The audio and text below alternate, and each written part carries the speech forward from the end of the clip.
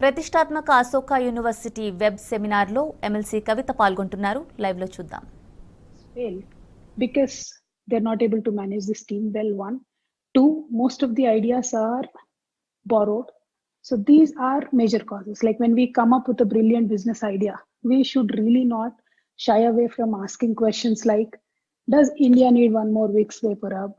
Does India need one more Oppo phone, or does India need maybe one more screaming television channel? I mean, you'll have to make sure that the product or the idea that you're coming up with, is already not there in the market.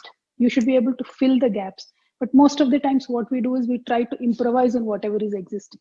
So that often doesn't work. We've seen many businesses fail, although many people want to do support. We have not seen it work.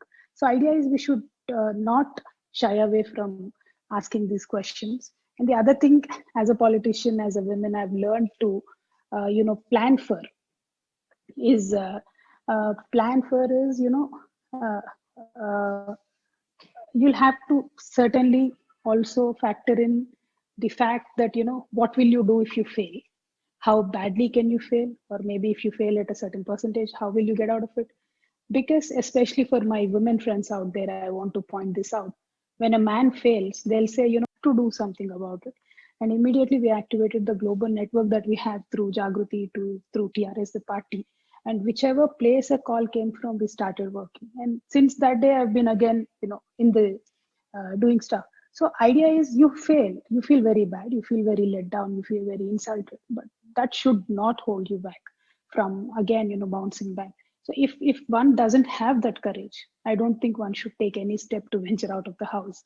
And if you don't have the uh, capacity to accept failure, I don't think you should venture out to do business at all. You should simply do a 9 to 5 job and just sit at home, chill, because emotionally it takes a lot of toll on you. So that should not reflect on the rest of your life. So that is one thing I wanted to make sure I point out, especially to the young women, that please have a failure plan in place. And all after all this, I mean, what gets you through this whole process is having loads and loads and loads of courage and confidence. That doesn't come easy. It has to be cultivated. It is not hereditary. One has to learn it, understand it, and that only comes from a lot of detailed examination of your circumstances, your business, your arena.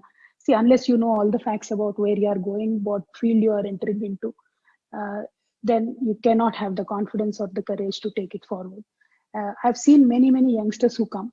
They'll share an idea with me and they'll say, "Ma'am, we are going to make this much money." So I said, "Okay, fine. Let's say you succeed, you make this much money. What will you do?" They'll have no success plan either. And most businesses fizzle out because of that also. They do not know how to scale up. They do not know what to do with it next. They can't handle success and they fail. So these are the realities of life. So anybody who wants to enter into business, any students who aspires to be a maybe Jeff Bezos, should really think about these things, should really understand these things, because it's only in studying that you can prepare yourself for the future. It is only in trying to understand what can happen next. And apart from this, most of the times I've seen that people uh, undermine government's intervention. It could be government support or it could be government regulation. Not everybody in the government is corrupt. Not every officer is corrupt. Sometimes when you're running a business, people talk in these terms ki, "Ha, ye mil jayega certificate." I'm like, no, it doesn't happen that way. Not in India, not anywhere in the world. Not everybody is corrupt. Not everybody is on the wrong side in the system. So you cannot undermine the government regulation mechanism, or you should not even think about